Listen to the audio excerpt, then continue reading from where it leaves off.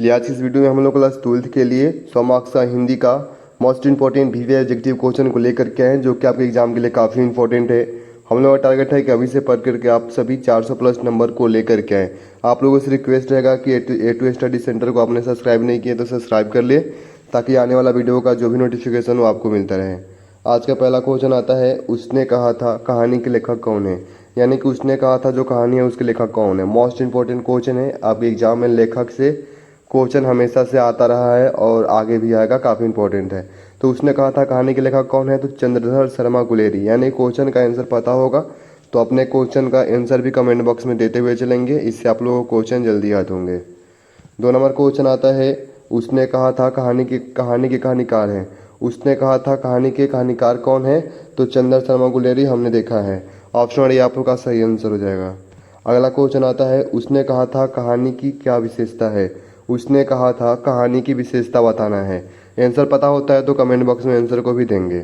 उसने कहा था कहानी की क्या विशेषता है, तो देखिए ऑप्शन ए दिव्य प्रेम कहानी, ऑप्शन बी है प्रेम पर बलिदान की कहानी, ऑप्शन सी है युद्ध की कहानी। तो उसने कहा था जो कहानी है उसकी विशेषता ये तीनों ही है। तो सही आंसर आप लोगों का हो जाएगा ऑप्शन डी इनमें से सभी यानी कि तीनों जो है ये उसने कहा था कहानी की विशेषता है। आप लोग चैप्टर वाइज जो है ऑब्जेक्टिव याद कर लेते हैं हिंदी का, इतना आपके एग्जाम के लिए काफ़ी है।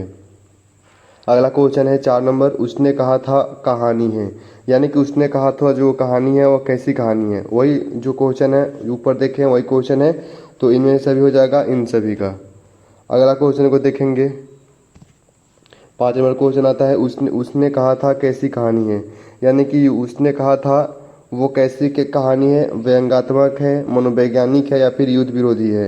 यानी कि कैसी कहानी है, तो ये कैसी कहानी है, तो ये मनोरंजक कहानी है। कैसी है, तो मनोरंजक कहानी है। ऑप्शन बी सही आंसर हो जाएगा। उसने कहा था कैसी कहानी है, तो मनोरंजक कहानी था। हमने देखिए वो सभी क्वेश्चन को लिए हैं जो आपके एग्जाम में पूछा जा चुका है, और जो इम्पोर्टेंट है आपके एग्जाम के लिए वो सभी क्वेश्चन को हम लोग देख रहे हैं। उसने कहा था किस प्रकार की कहानी है। 6 नंबर क्वेश्चन आता है, उसने कहा था किस प्रकार की कहानी है, तो ये है कर्म प्रधान। किस प्रकार की कहानी है, तो कर्म प्रधान कहानी है। यानी कि उसने कहा था किस प्रकार की कहानी है, तो कर्म प्रधान कहानी है। सही आंसर हो जाएगा आप सभी का ऑप्शन नंबर बी। अगला आता है 7 नंबर क्वेश्चन, चंद्र शर्मा गुलेरी जी का जन्म कब हुआ था। ये काफ़ी इंपॉर्टेंट है, लेखक का जन्म याद कर लीजिएगा आप सभी। यहाँ से भी क्वेश्चन हमेशा एग्जाम में आप लोगों का आता है, पूछेगा चंद्र शर्मा गुलेरी जी का जो जन्म है वो कब हुआ था, तो इनका जन्म हुआ था 7 जुलाई 1883 को। 7 जुलाई 1883 को चंद्र शर्मा गुलेरी का जन्म हुआ था। 7 जुलाई 1883 को। ऑप्शन बी आपका सही आंसर है। अगला क्वेश्चन आता है 8 नंबर, चंद्र शर्मा गुलेरी का मृत्यु कब हुआ था। मृत्यु भी याद कर लेना है लेखक का। चंद्र शर्मा गुलेरी का जो मृत्यु है उनका मृत्यु कब हुआ था, तो उनका मृत्यु हुआ था 12 सितंबर 1922 को। 12 सितंबर 1922 को चंद्र शर्मा गुलेरी जी का मृत्यु हो गया था। सही आंसर हो जाएगा आप सभी का ऑप्शन नंबर बी। अगला 9 नंबर क्वेश्चन आता है, गुलेरी जी का जन्म हुआ था। यानी कि कहाँ पे हुआ था, किस राज्य में हुआ था, ये बताना है। गुलेरी जी का जन्म कहाँ पे हुआ था, तो इनका जो जन्म है इनका जन्म हुआ था कांगड़ा हिमाचल प्रदेश में। कहाँ पे, तो Kangra Himachal Pradesh. Option number C आपका सही आंसर है। ये काफ़ी इंपॉर्टेंट क्वेश्चन है, एग्जाम में आया हुआ क्वेश्चन है। 10 नंबर क्वेश्चन है, गुलेरी जी किस गांव के मूल निवासी थे। गुलेरी जी जो थे वो किस गांव के मूल निवासी थे, गांव का नाम बताना है। तो वो थे गुलेर नामक गांव के। गुलेर नामक गांव के जो है गुलेरी जी मूल निवासी थे। ये क्वेश्चन एग्जाम में आया हुआ है। ऑप्शन डी सही आंसर है। 11 नंबर क्वेश्चन है, चंद्र शर्मा गुलेरी जी का जन्म स्थान कहाँ है।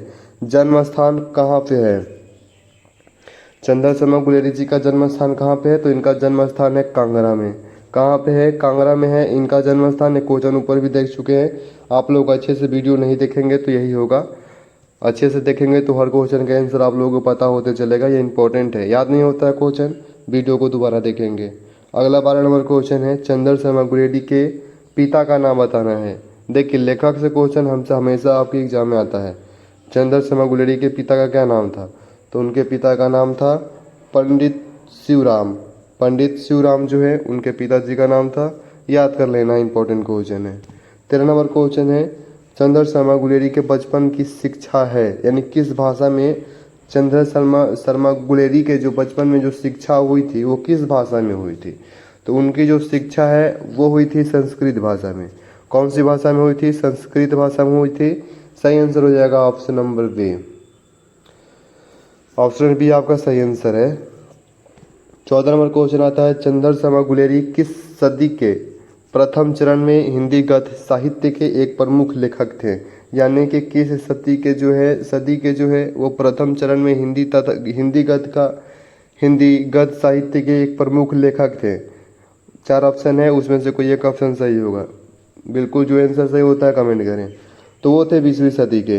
कौन सदी के? तो 20वीं सदी के जो है चंद्रशर्मा गुलेरी प्रथम चरण में हिंदी गद्य साहित्य के एक प्रमुख लेखक थे। ऑप्शन ए आपका सही आंसर है। 15 नंबर क्वेश्चन आता है, चंद्रशर्मा गुलेरी इलाहाबाद तथा कोलकाता विश्वविद्यालयों से क्रमशः एंट्रेंस तथा मैट्रिक की परीक्षा कब पास किए थे? यानी कि कब जो है इन्होंने एंट्रेंस तथा मैट्रिक की परीक्षा कब पास किए थे? तो ये पास किए थे 1899 में। कब पास किए थे? तो 1899 में। ऑप्शन वाली आपका सही आंसर हो जाएगा। चलिए 16 नंबर क्वेश्चन है, चंद्रशर्मा गुलेरी कोलकाता विश्वविद्यालय से इंटरमीडिएट की परीक्षा कब पास किए थे? इंटरमीडिएट बताना है। इंटरमीडिएट की जो परीक्षा उन्होंने कब पास किए थे? तो ये पास किए थे, कब किए थे? तो 1901 में किए थे। 1901 में उन्होंने परीक्षा पास की थी। ऑप्शन से सही आंसर हो जाएगा। अगला 17 नंबर क्वेश्चन आता है, चंद्रधर शर्मा गुलेरी इलाहाबाद विश्वविद्यालय से बीए की परीक्षा कब पास किए थे? बीए की परीक्षा जो है इन्होंने कब पास किया था? तो ये पास किए थे 1903 में। कब? 1903 में। तो सही आंसर हो जाएगा ऑप्शन डी। ऑप्शन डी आपका सही आंसर हो जाएगा। ध्यान देंगे, काफ़ी इंपॉर्टेंट क्वेश्चन है। 18 नंबर क्वेश्चन आता है, गुलेरी जी ने किन पत्रिकाओं का संपादन किया था? यह बहुत इंपॉर्टेंट क्वेश्चन है। किन पत्रिकाओं का जो है इन्होंने संपादन किया था? ऑप्शन नंबर देख लेंगे। समालोचन, काशीनगर प्रचारिणी पत्रिका, बी है धर्मयुग, सी है साप्ताहिक हिंदुस्तान और डी है धर्मयुग। धर्मयुग 2 ऑप्शन में है। जल्दी से बताएं इसका सही आंसर क्या हो जाएगा। देखिए तो इनका सही आंसर आप लोगों का है ऑप्शन नंबर ए, समालोचक काशी नगरी प्रचारिणी पत्रिका। ऑप्शन नंबर ए जो है इस पत्रिका का जो संपादन है आपके गुलेरी जी ने किया है। ऑप्शन नंबर ए सही आंसर है। काफ़ी इंपॉर्टेंट क्वेश्चन है। 19वां क्वेश्चन है, गुलेरी जी कुल कितने कहानियाँ लिखे थे? यानी कि इन्होंने कुल कितने कहानियाँ लिखी थी? तो इन्होंने लिखी थी लगभग कितने कहानियाँ? जल्दी बताएं। जी बिल्कुल 3 कहानियाँ इन्होंने लिखा है। ऑप्शन सी सही आंसर। यानी गुलेरी जी जो हैं कुल कितने कहानियों लिख चुके हैं, लिखे थे? तो इन्होंने 3 कहानियाँ लिखी थी। सही आंसर आप लोगों का ऑप्शन नंबर सी है। 20 नंबर क्वेश्चन आता है, सुखमय जीवन किन की कहानी है? सुखमय जीवन, ध्यान से पढ़ेंगे क्वेश्चन को। सुखमय जीवन जो है ये किन की कहानी है? तो ये है आपके चंद्रशर्मा गुलेरी की। किन की कहानी है? ये भी क्वेश्चन इंपॉर्टेंट है। एग्जाम में लेखक का कहानी भी पूछता है, कौन कहानी किसका है नहीं है, ये सब क्वेश्चन आता है, इंपॉर्टेंट है। सुखमय जीवन किन की कहानी है? तो चंद्रशर्मा गुलेरी की है। सही आंसर ऑप्शन नंबर बी है। 21 नंबर क्वेश्चन है, उसने कहा था कहानी के नायक हैं। उसने कहा था कहानी के नायक, क्वेश्चन एग्जाम में आया हुआ है। उसने कहा था कहानी के जो नायक हैं वो कौन है? तो वो है आपके लहना सिंह। कौन है? लहना सिंह जो है ये आपके उसने कहा था कहानी के नायक हैं। काफ़ी इंपॉर्टेंट क्वेश्चन है, इसको ध्यान में रखेंगे आप सभी। 22 नंबर क्वेश्चन आता है आपका, लहना सिंह के मामा कहाँ के रहने वाले थे? लहना सिंह के जो मामा थे वो कहाँ के रहने वाले थे? ऑप्शन है चंडीगढ़, अमृतसर, लुधियाना और जयपुर। 4 ऑप्शन है। कहाँ के रहने वाले थे? तो वो रहने वाले थे आपके अमृतसर के। लाना सिंह के मामा कहाँ के रहने वाले थे? तो अमृतसर के रहने वाले थे। ऑप्शन नंबर बी आपका सही आंसर हो जाएगा। यह भी क्वेश्चन आपके एग्जाम में आया हुआ है पहले ही। 23 नंबर क्वेश्चन आता है, कछुआ धर्म किसकी कृति है? ये इंपॉर्टेंट क्वेश्चन है। कछुआ जो धर्म है वो किसकी कृति है? तो ये कृति आपके चंद्रशर्मा गुलेरी की हो जाएगी। ऑप्शन नंबर डी सही आंसर है। 24 नंबर क्वेश्चन आता है, पुरानी हिंदी रचना है। ये भी काफ़ी इंपॉर्टेंट है। ये देखिए इनके कुछ रचनाएं हैं जो काफ़ी फेमस भी है और क्वेश्चन इनसे एग्जाम में भी बनता है। पुरानी हिंदी रचना है। पुरानी हिंदी रचना किसकी है? तो चंद्रशर्मा गुलेरी का हो जाएगा। ये सब रिपीट हुआ क्वेश्चन है आपके एग्जाम में। एक बार में याद नहीं होता है तो दोबारा वीडियो को देख लेंगे तो आपको अच्छी तरीके से याद हो जाएंगे। 25 नंबर क्वेश्चन आता है, कछुआ धर्म किसकी निबंध है? तो वो है चंद्रशर्मा गुलेरी की है। ये क्वेश्चन देख चुके हैं। 26 नंबर क्वेश्चन आता है, गुलेरी जी ने कुल कितनी कहानियाँ लिखी है? गुलेरी जी ने कुल कितनी कहानियाँ लिखी है? तो 3 कहानी लिखी हैं। ये क्वेश्चन आप लोग ऊपर अच्छे से देखे होंगे तो ये क्वेश्चन याद होगा। 27 नंबर क्वेश्चन है बुद्ध का कांटा रचना, ये काफ़ी इंपॉर्टेंट है। बुद्ध का जो कांटा है ये रचना किसकी है? तो ये भी रचना जो है आपके चंद्र शर्मा गुलेरी का है। सही आंसर हो जाएगा ऑप्शन बी। ये सब रचना आपको ध्यान में रखना है। 28 नंबर क्वेश्चन है चंद्र शर्मा गुलेरी किस सदी के प्रमुख लेखक थे? किस सदी के प्रमुख लेखक थे? तो ये आपके थे 20वीं सदी के। ये क्वेश्चन देख चुके हैं। जो बच्चे अच्छे से क्वेश्चन देखे होंगे उनको क्वेश्चन का आंसर करने में ज़्यादा परेशानी नहीं रही होगी। तो 20वीं सदी के थे जो हैं उन्होंने प्रमुख लेखक थे। ऑप्शन डी सही आंसर हो जाएगा। 29 नंबर क्वेश्चन आता है कीरत सिंह कौन था? कीरत सिंह कौन था? तो कीरत सिंह जो थे आपके लहना सिंह का भतीजा था। कीरत सिंह कौन था? तो लहना सिंह का भतीजा था। ऑप्शन सी सही आंसर हो जाएगा। 30 नंबर क्वेश्चन पे ध्यान देंगे। गद्य का विकास किस काल में हुआ? गद्य का जो विकास है वो किस काल में हुआ था? तो वो हुआ था आधुनिक काल में। किस काल में? आधुनिक काल में। ऑप्शन डी आप लोगों का सही आंसर हो जाएगा। 31 नंबर क्वेश्चन है उसने कहा था कहानी कितने भागों में बांटी हुई है? देखिए उसने कहा था जो कहानी है वो कितनी भागों में बांटी गई है? तो ये बांटी गई है कितने भागों में? किन किन को पता है जल्दी से कमेंट करें। तो वो हो जाएगा आपके 5 भागों में बांटा गया है। ऑप्शन सी सही आंसर है। यानी उसने कहा था कहानी कितने भागों में बांटी हुई है? तो 5 भागों में बांटी हुई है। ये क्वेश्चन ध्यान देंगे आप लोग तो याद हो जाएगा, ज़्यादा इसमें कुछ नहीं है।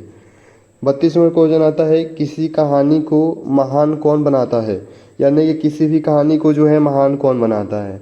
तो वो महान कौन बनाता है? तो वो बनाता है कहानी का उद्देश्य। यानी कि उस कहानी का उद्देश्य क्या है, यही जो है कहानी को महान बनाता है। सही आंसर आप लोगों का ऑप्शन नंबर ए है। 33 नंबर क्वेश्चन है चंद्र शर्मा गुलेरी की कहानी कौन सी है? तो वो आपका है उसने कहा था। यह क्वेश्चन आता है। ऑप्शन नंबर सी सही आंसर है। 34 नंबर क्वेश्चन है हिंदी की पहली श्रेष्ठ कहानी कौन सी है? हिंदी की जो पहली श्रेष्ठ कहानी है वो कौन सी है? वो है आपका उसने कहा था। ऑप्शन सी सही आंसर हो जाएगा। उसने कहा था जो है हिंदी का पहली श्रेष्ठ कहानी है। पहली श्रेष्ठ कहानी है। क्वेश्चन को अच्छे से पढ़ेंगे। 35 नंबर क्वेश्चन है चंद्र शर्मा गुलेरी किस युग के कहानीकार है? अब ज़्यादा क्वेश्चन नहीं बचा है। आप लोगों ने जितने भी क्वेश्चन देखे उसमें से कितने क्वेश्चन आपको याद पहले से थे वो कमेंट करके बताना है। चंद्र शर्मा गुलेरी किस युग के कहानीकार हैं? किस युग के कहानीकार हैं? क्वेश्चन एग्जाम में आया हुआ था। वो है आपके द्विवेदी युग के। यानी कि ऑप्शन बी सही आंसर हो जाएगा। चंद्र शर्मा गुलेरी जो हैं ये आपके द्विवेदी युग के कहानीकार हैं। ऑप्शन बी सही आंसर है। और आज का देखिए लास्ट क्वेश्चन आता है चंद्र शर्मा गुलेरी की कहानी कौन सी है? तो वो है उसने कहा था। इंपॉर्टेंट है, इसको आप लोग ध्यान रखेंगे। कहानी, लेखक, ये सब क्वेश्चन आता है। जन्म, उनका घर कहाँ है, कहाँ के निवासी थे, ये सब क्वेश्चन आता है। इससे अलग कुछ नहीं आता है। ये आपके 36 क्वेश्चन थे। 36 में से आपने कितने क्वेश्चन, काफ़ी क्वेश्चन तो रिपीटेड थे ताकि आप लोगों का माइंड का टेस्ट हो सके कितना क्वेश्चन आप देखे हुए क्वेश्चन भी भुला जाते हैं या याद रखते हैं।